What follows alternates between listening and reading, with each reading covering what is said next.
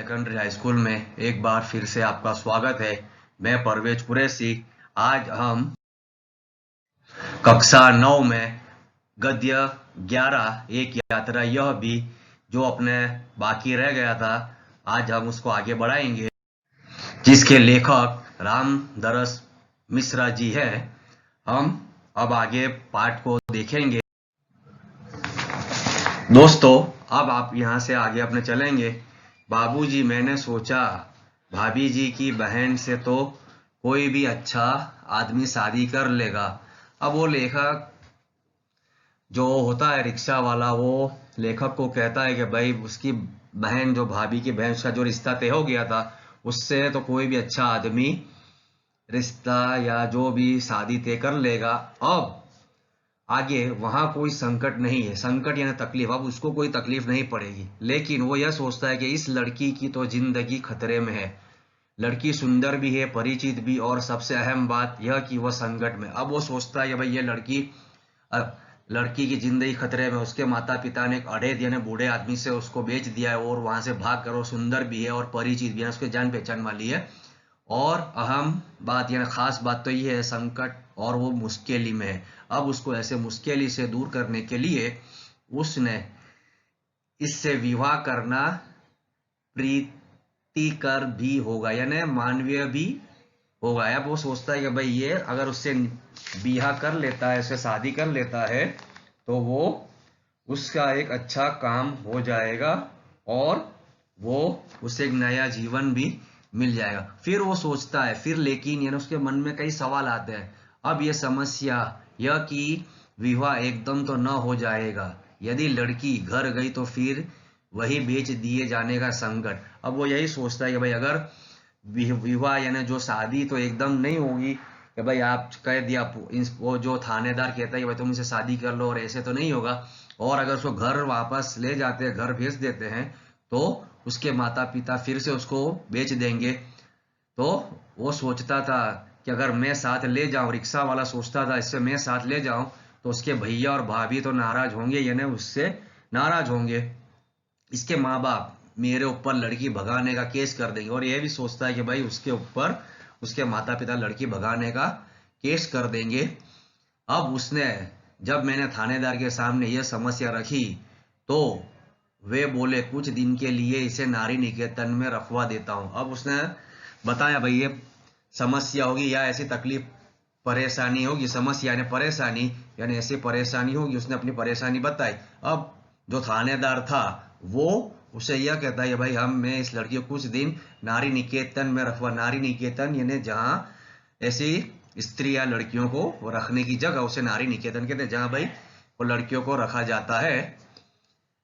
लड़की से माँ बाप के खिलाफ शिकायत लिखवा कर रख लेता हूं, यानी वो कहता है भाई थानेदार उससे कि वो लड़की से शिकायत लिखवा कर रख लेता है और उसके माता पिता के खिलाफ दर्ज कर देता है। कुछ दिनों के बाद, अब यह कहता है रिक्शा ड्राइवर उस दंपति को बताता है, 15 दिन बाद उन्होंने मंदिर में उससे मेरी शादी करवा दी।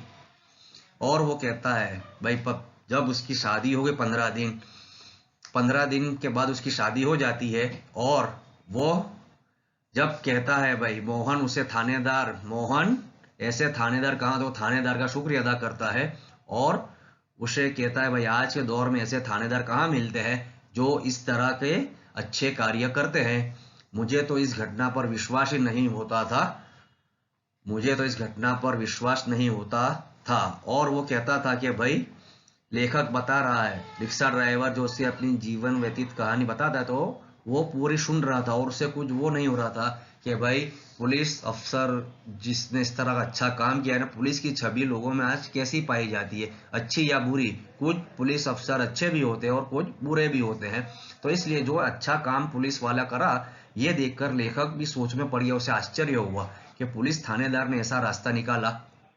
आगे, आप सही कह रहे हैं बाबूजी, लेकिन यह थानेदार कवि भी है, कवि सम्मेलनों में कविताएं पढ़ता है और इसकी कविताएं मानवीय संवेदना से भी भरी होती है। अब वो बताता है उस लेखक को जो उसके रिक्शा में उसके साथ आया था, उसको बताता है कि भाई ये जो थानेदार था वो कोई साधारण व्यक्ति नहीं, बल्कि वो एक कवि भी था। और कवि सम्मेलन यानी कवि मुशायरे जो होते हैं जिसमें कवि अपने काव्य को प्रस्तुत करते हैं, तो उसमें उसकी संवेदना, मानवीय संवेदना भरी होती है ना, मानव के प्रति उसकी एक प्रकार की भावना व्यक्त होती है। हाँ, तब ठीक है भाई, हर क्षेत्र में कोई ना कोई मसीहा दिखाई पड़ ही जाता है। हाँ, तब तब यह कि मेरे भाई भाभी मुझसे खफा हो गए और हमें घर से निकाल दिया। एक तो मैंने उनकी उनकी साली से शादी नहीं की, दूसरे जिस लड़की से की वह किसी और जाति की है। अब यहाँ जब उसके भाई और उसके भैया और भाभी को जब पता चलता है तो वो सुनकर उससे गुस्सा होते हैं और उसे उसके घर से निकाल देते हैं, और कहता है कि भाई जब उसने उनके कहे पर शादी नहीं की थी और बताता है कि भाई ये लड़की दूसरी जाति की है, तो और उस पर गुस्सा हो गए, तो तुम लोग ग्वालियर आ गए। तो जब अब बीच में यहाँ बोलता है, जो लेखक उसको पूछता है, जो उसके साथ पूरा दिन घूमता था, तो वो कहता है कि भाई तुम इस वजह से तुम यहाँ ग्वालियर आ गए। अब वो बताता है रिक्शा वाला, हाँ बाबूजी, आगरा में हमारा निबाह होना कठिन था। वो कहता है भाई आगरा में मेरा निबाह होना यानी घर चलाना मुश्किल था। अब उसका कोई वो नहीं था, नौकरी वगैरह तो करता नहीं था, भैया और भाभी ने उसको घर से निकाल दिया था, इस वजह से वो यहाँ आ गया। पराये शहर में भले ही कोई अपनापन ना हो। अब वो कहता है भाई पराया जो अलग पराया शहर यानी एक दूसरा शहर, जो नया शहर, वहां जाता है तो उससे कहता है भाई कोई भी अपनापन ना हो, किंतु किंतु यह परायापन उस अपनेपन से अच्छा है ना। हाँ, वो कहता है भाई जो परायापन जो चला गया उससे ये जो नया जीवन उसको मिला, नई जीवन संगीनी उसे मिली, वो अच्छा है। जो दिन रात अप्रीतिकर व्यवहार बनकर तन मन को उद्विग्न करता रहे। हाँ, सही कह रहे हो। अब वो बताता है भाई लेखक, हाँ ये बिल्कुल सही है, तुमने जो काम किया बिल्कुल सही किया। तो यहाँ कोई नौकरी तो रखी नहीं थी, बस ऑटो का दामन थाम लिया और उसी के सहारे चल रहा हूँ। अब हाँ, वो कहता है भाई मुझे तो यहाँ कोई नौकरी वगैरह थी नहीं, रिक्शा, ऑटो यानी रिक्शा, रिक्शा को दामन थामना यानी पकड़ लेना, यानी कोई चीज को हासिल कर लेना, प्राप्त कर लेना। तो उसने रिक्शा चलाने का काम शुरू कर दिया था, उसी में उसका घर चल जाता था। मोहाबो बताता है भाई, लेखक उसको कहता है वास्तव में तुम बहुत बड़े हो मोहन, उसकी तारीफ करता है भाई तुम बहुत अच्छा काम किया। वो कहता है भाई बड़े बड़े लोग तो नारी हित में बड़े बड़े लेक्चर देते। अब कहता है भाई नारी हित यानी स्त्रियों की भलाई में बड़े बड़े लेक्चर देते हैं, सिर्फ लेक्चर या भाषण देने से कुछ काम नहीं होता। लेखक को दुर्दशाग्रस्त होने से बचा लिया।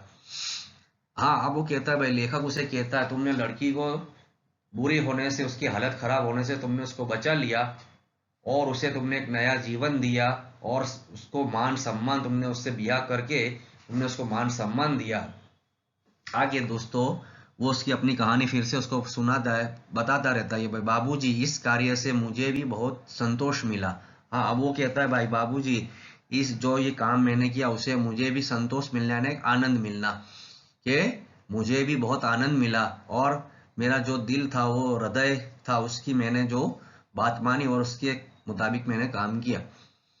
मैंने तो एक बार उसका उद्धार किया, किंतु वह तो प्राय मुझे संकट से उबारती रहती है। अब हाँ, वो कहता है उसका बताते हैं जीवन के उसके जो स्मरण होते हैं, वो बताता है कि भाई मैंने तो उसके जीवन में एक मर्तबा ही उद्धार किया, लेकिन आज वो स्त्री जिससे मैं ब्याह कर लाया हूँ वो मुझे कई मुश्किलों से, कई संकटों से उबारती है और मेरी हर परेशानी को सुलझाने में मदद करती है। मोहन की यह कहानी हम पर छा गई। अब उसकी जो कहानी थी उस पर लेखक और जो उसकी पत्नी थी उसको छा गई, अच्छे लगी, और कहता है भाई वह हमारे मन में कितना बड़ा हो गया, उसके मन में उनकी इज्जत बढ़ गई कि उसने एक ऐसा काम किया, एक अबला स्त्री जो घर से उसको भाग कर आ गई थी और ऐसा उसने उसके साथ ब्याह किया, तो उनके मन में उसके लिए मान सम्मान बढ़ गया। गाड़ी का समय हो रहा था, वो बता रहे थे भाई हमारी गाड़ी का समय हो रहा है, मोहन हमें लेकर स्टेशन आ गया, और वो उन्हें स्टेशन लेकर आ गया। उसे मैं 500 रुपये का नोट देने लगा। वह बोला, रहने दीजिए बाबूजी। अब वो लेखक जो होता है वो उसे किराया देता है, किराया देने का वो करता है, 500 रुपये उसको देने की वो करता है, मगर वो कहता है बाबूजी रहने दीजिए। अरे वह तुम्हारा पारिश्रमिक है। पारिश्रमिक यानी किराया। बताता है कि भाई ये तुम्हारा किराया है, कोई दान थोड़े ही दे रहा हूँ। कहता है भाई मैं दान नहीं दे रहा, ये जो तुमने मुझे आज पूरा दिन कल से तुम आज तक मुझे घुमा लाई, ये वो ये सब ये तुम्हारा किराया है। बाबूजी मैंने माँ बाप का प्यार नहीं पाया। अब वो कहता है भाई उससे कि बाबूजी मैंने अपने जीवन में अपने माँ बाप का प्यार नहीं पाया, कल से ही लग रहा है कि मुझे माँ बाप मिल गए हैं। वो कहता है भाई मुझे कल से ही लग रहा है कि मुझे माँ बाप मिल रहे हैं।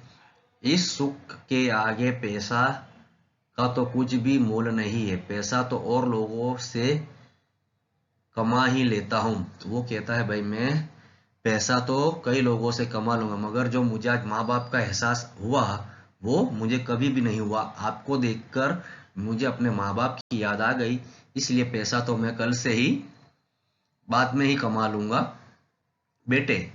लेकिन मेरी भी तो सोचो, मैं बेटे का शोषण कैसे कर सकता। वो कहता है भाई उससे बेटा कहता है और कहता है भाई मैं अपने बेटे का शोषण या यानी नुकसान नहीं करना चाहता, इस वजह से तुम्हें ये लेना पड़ेगा। लेकिन यह तो बहुत है, इतना लूंगा तो आपका शोषण हो जाएगा। वो देखो यहाँ बताता है भाई रिक्शा वाला ईमानदारी अपनी बता रहा है। वो दंपति पति पत्नी उसे 500 रुपये दे रहे हैं, वो सिर्फ कितने ले रहा है, जो उसका हक है, जितना उसका किराया हुआ है वो ले रहा है, और अपनी ईमानदारी का यहाँ उन्हें सबूत पेश करता है। आजकल हमें कैसे रिक्शा वाले पाए जाते हैं आपको अंदाजा होगा। लेकिन यह तो बहुत, इतना लूंगा तो आपका शोषण हो जाएगा। वह कहकर वो 500 का नोट लेकर 300 वापस करने लगा। अब वो जो किराया था उसमें से 500 में से 300 वापस करने लगा। 200 रुपये का जो था वो लिया उसने किराया। बोला मुझे इतना पराया न कीजिए। कहता भाई मुझे आप इतना पराया मत कीजिए कि मैं आपकी आंखों से नजरें न मिला सकूं। बाबूजी हाँ, जब भी ग्वालियर आइएगा मुझे बुला लीजिएगा, मेरा फोन नंबर तो आपके पास है ही। अब वो कहता है भाई आपका फोन नंबर मेरे पास है, आप जब भी ग्वालियर आए तो मुझे फोन कर दीजिएगा और मैं आपको जहाँ जाना होगा वहाँ ले जाऊंगा। अब उसके जो लेखक होता है, जो बैठा होता है किराएदार रिक्शा में बैठा होता है, वो कहता है भाई सवार, लेकिन मेरी एक शर्त है। वो कहता है भाई मेरी एक शर्त है कि जब भी मैं यहाँ, वो पूछता है क्या शर्त है आपकी, कि भाई जब भी मैं आऊँ तो तुम यहाँ मुझसे किराया लोगे, ये 500 रुपये चुपचाप तुम्हें लेने ही पड़ेंगे। वो कहता है भाई जब भी, अब आपको ये पैसे लेने ही पड़ेंगे। उसने 300 रुपये अपनी जेब में रख लिए। जैसे कह रहा हो यह कैसी शर्त आपने रख दी बाबूजी। अब उसने जो पैसे थे वो अपने खीसे में रख दिए और वो कहता है बाबूजी आपने कैसी शर्त रख दी। कुछ क्षण बाद बोला, बाबूजी बाबूजी आपका फोन नंबर तो मेरे फोन पर आ ही गया है, कभी कभी फोन करता रहूं क्या। कहता है भाई बाबूजी आपका फोन नंबर तो मेरे पास आ ही गया है, कभी कभी वक्त समय मिलता रहा तो मैं आपको फोन करता रहूंगा। लेखक भी उसे कहते हैं, बाबूजी जो लेखक थे वो भी उसकी रिक्शा में बैठे थे, वो भी कहते हैं भाई हाँ हाँ भाई शौक से, मुझे अच्छा लगेगा तुमसे बात करना। कहता है भाई मुझे आपसे बात करना बहुत अच्छा लगेगा, लेकिन आपका नाम तो मैंने पूछा ही नहीं। वह इतने 2 दिन उनके साथ रहा मगर वो उनके ऐसे संबंध में जुड़ गया कि वो उनका नाम भूल गया। लेखक उनका नाम अपना परिचय देते हुए कहता है भाई मैं हूँ सत्यकेतु और पत्नी है कामना। ये हमारा दोनों का नाम बताता है। और जब हम स्टेशन के अंदर जाने लगे तब वो आंखें में न जाने कितना अपनापन लिए हमें निहारता रहा। अब यहाँ ऐसा महसूस उसे हो रहा था, जब वह स्टेशन की ओर अंदर जाने लगे तो उसको देखकर, बाबूजी और उनकी पत्नी को देखकर उसे एक अपनापन महसूस होने लगा और वो यही सोचता था कि 2 दिन मुझे अपने माता पिता के स्मरण याद आ गए।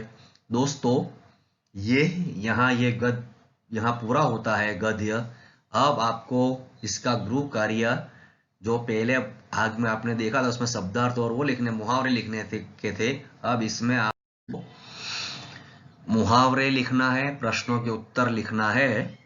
यहाँ हम इस गद्य को समाप्त करते हैं। धन्यवाद।